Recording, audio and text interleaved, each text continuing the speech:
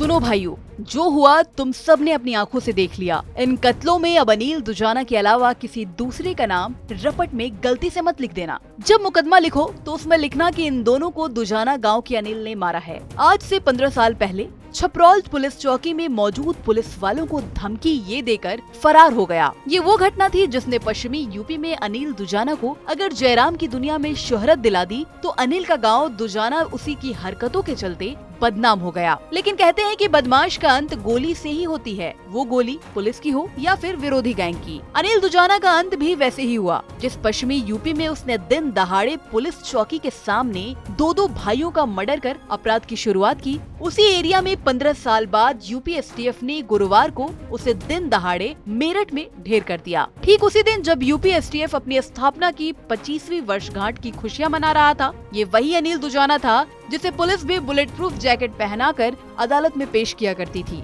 अब आपको बताते हैं उस घटना के बारे में जब उसने 2 भाइयों को चौकी के सामने गोलियों से भूना था।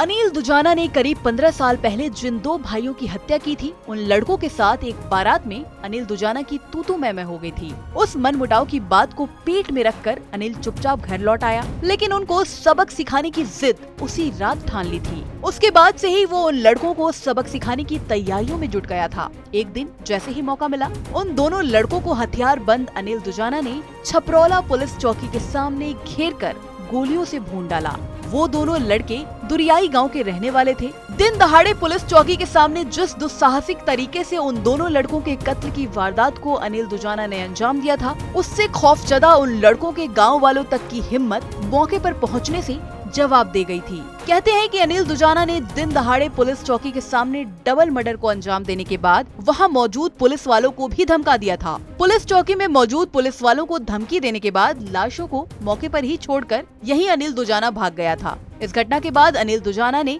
नरेश भाटी गैंग का साथ पकड़ लिया और फिर कभी पीछे मुड़कर नहीं देखा।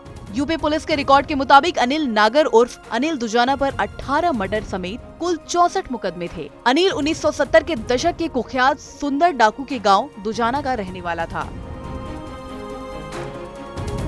आज भी अगर कोई पश्चिमी उत्तर प्रदेश में ऐसे अनिल दुजाना की कुंडली पूछता है, तो सबसे पहले बारात में हुई उस घटना का और फिर छपरौला पुलिस चौकी के सामने दिन दहाड़े उसके द्वारा अंजाम दिए गए डबल मर्डर का ही जिक्र सबसे पहले होता है। हाल ही में यूपी पुलिस द्वारा तैयार 61 मोस्ट वांटेड की लिस्ट में अनिल दुजाना का नाम शामिल था।